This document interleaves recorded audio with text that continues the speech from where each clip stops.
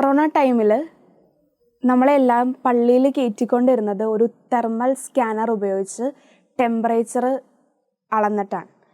Temperature കൂടുതലാണെങ്കിൽ നമ്മളൊരു സ്ഥലത്തേക്ക് മാറ്റി നിർത്തും.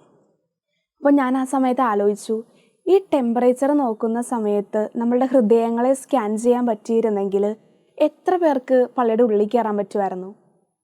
ഇന്നത്തെ സുവിശേഷത്തിൽ ഹൃദയങ്ങൾ അറിയുന്ന കർത്താവ് 2 പേരെ സ്കാൻ ചെയ്ത് നോക്കുന്നുണ്ട്. ഒന്ന് ഫരിസേയനെയും ഒന്ന് ചുങ്കക്കാരനെയും.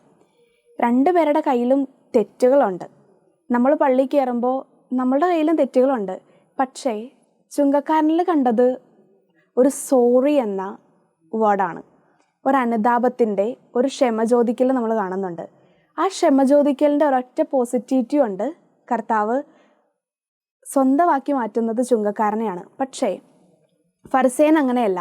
ഞാൻ ചെയ്ത എല്ലാ നല്ല കാര്യങ്ങളും നിരത്തി വെച്ച് സ്വന്തമായിട്ട് ബോസ്റ്റ് ചെയ്തതുകൊണ്ട് മാത്രമാണ് ഫരിസേയൻ ഔട്ടായി പോയത്. അപ്പോൾ നമ്മളും എല്ലാ ദിവസവും പള്ളിയിൽ പോകുന്നുണ്ട്, കർത്താവിൻ്റെ മുമ്പിൽ പ്രാർത്ഥിക്കുന്നുണ്ട്. പക്ഷേ കർത്താവിൻ്റെ മുമ്പിൽ പ്രാർത്ഥിക്കുമ്പോൾ നമ്മുടെ ഉള്ളറിയുന്നവനാണ്, നമ്മുടെ ഉള്ളിൽ സ്കാൻ ചെയ്യുന്നവനാണ് അവിടെ ഇരിക്കുന്നുള്ള ബോധം നമുക്ക് വേണം. അപ്പോൾ എന്ത് ചെയ്യണം? സോറി എന്ന എപ്പോഴും നമ്മുടെ ഉള്ളിലുണ്ടാവണം. അനുതാപത്തിൻ്റെ കണ്ണുനീര് നമ്മുടെ കണ്ണുകളിൽ ഉണ്ടാവണം.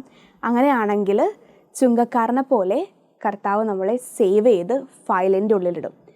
അല്ലെങ്കിൽ ഫരിസേയനെ പോലെ നമുക്ക് റീസൈക്കിൾ ബിന്നിൽ പോകാം. അപ്പോൾ ഇന്ന് നമുക്ക് തീരുമാനിക്കാം, റീസൈക്കിൾ ബിന്നിൽ പോകണോ അല്ലെങ്കിൽ കർത്താവിൻ്റെ ഫയലിൽ സേവ് ആവണോ.